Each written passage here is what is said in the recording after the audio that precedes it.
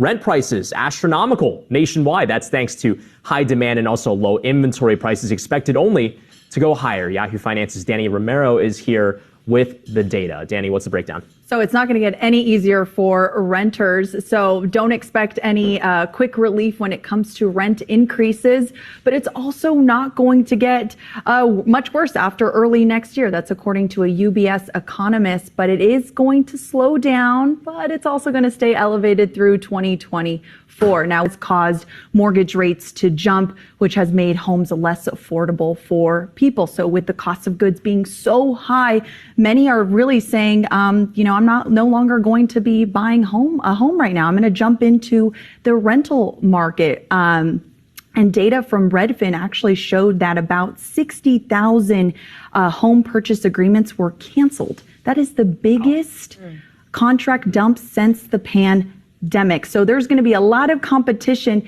in the rental market. But hello, family. Welcome back to another episode of Journey to Harmony. Today, we want to cover is $200,000 to new middle class. So I know as many people see this, you'll say that I'm crazy, but we'll go over some things here. As we watched in the video just now, that the cost of rent continues to rise. As interest rates have been elevated, it's kept a lot of people on the sidelines, which lessens the demand for mortgage, but increases the demand for rents. And the cost of everything else continues to rise. There was a video that came out a few weeks ago about a guy saying that $100,000 is the new middle class. I'm going to play a video on that. We'll watch a little bit of that. Come back and discuss it from there. Is $100,000 salary the new middle class? I was looking at the numbers of our bills, and even when we pay off our mortgage, our basic necessities is going to be $3,500 a month. Let's break this down. So even if our house is paid off, we still have $1,000 a month for our house payment because we have property taxes, homeowners insurance, HOA, electric, water, ADT, internet. So it's $1,000. Our health insurance and car insurance is about $800 a month. Our groceries are $1,200 a month for me and my wife. We spend about $100 every 3 days, and that it does include paper towel, trash bags, etc. But everything at Publix, $1,200 a month. We've got gas for $150. We have a cell phone for $150. We have a senior dog, Benji, that we take good care of. He's $200 a month, and we also have $100 for services like Netflix, Hulu, Dropbox, Zoom, things like that. So it's $3,500 a month. This is with no car payment, no debt, no student loans, no house payment. Is still $42,000 a year after taxes just to have this. And that doesn't include savings, investing, traveling, gifts, hobbies, date night, anything like that. So we would need, even with our house paid off, in my opinion, about $100,000 to feel like the new middle class or upper middle class. So this just shows you how much the cost of living is skyrocketing. All right, perfect. So what he said there was a lot, and I know it's going to frustrate a lot of people to hear such things. Right now is a difficult time in the country, and a lot of people are having a rough go at it, trying to make ends meet. But I want us to have our eyes open and to be considerate of where we currently are in terms of finance, right? So let's take a look at what is it that he spoke about, right?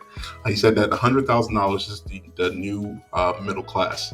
So we see there that he has house pricing for $1,000.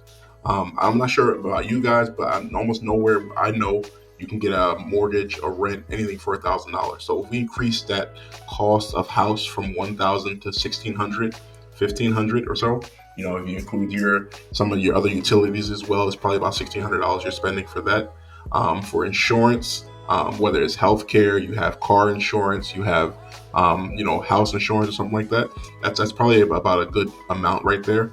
Additionally, for groceries, he said groceries are going to include everything else. So if you use toiletries, if you're using all of these other things that are included, that's also going to count as that as well.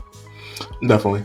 So with this essentially means that if we're going to make it, we have to make sure that we're doing more, right? So we have to find ways of increasing our income. We need to find skills. What's going to happen here in the next 5 years is that a lot of the baby boomers are going to retire, and there's going to be a lot of opportunity, whether it's in healthcare, whether it's in IT, it's in automotive. There's a lot of the trades for the most part. I think it's the average age is like 52 or something like that. I think also in terms of nursing as well, it's about 52 years old for the average nurse. So there's going to be a lot of opportunity. Additionally, Joe Biden administration, they signed into law a requirement for nursing homes to have a certain amount of staff that's set to be in place in the next 3 to 5 years. That's going to increase the cost of getting people in the door, and also opportunities for those who are looking for positions, electricians, plumbers. All of these things are in high demand right now. Many people are afraid of automation, but yet, there isn't yet any cyborg that's able to do these things as of yet. Once you're able to get these particular skills, you can go ahead and open your own businesses. Whether it's if you're in healthcare, you can open a CNA business. You can open your own auto repair shop. You can open your own, many of these different opportunities.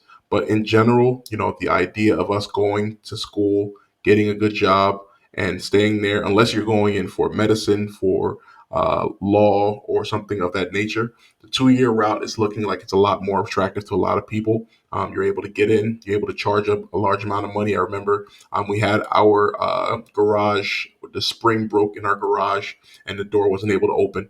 We ended up having to pay someone a good amount of money to come out for about 45 minutes worth of work. So there's a lot of opportunity. We grew up in a generation of people who really don't know how to do a lot of these things for themselves. So definitely there's going to be a large need for people to do a lot of these skills. And we just advise people to get ahead of this rather than waiting and expecting prices to return to what they were. As we've seen, rent has not returned back to 1991 prices, ever in our life. And mortgages continue to advance in price as well. So let's consider this. What are your thoughts on this? Please comment below. Like, share, and subscribe. Thank you so much for joining. If you also, please tell me what is the average cost or so of rent in your area, so I can see if this is true or not. So thank you so much for joining. Have a good day.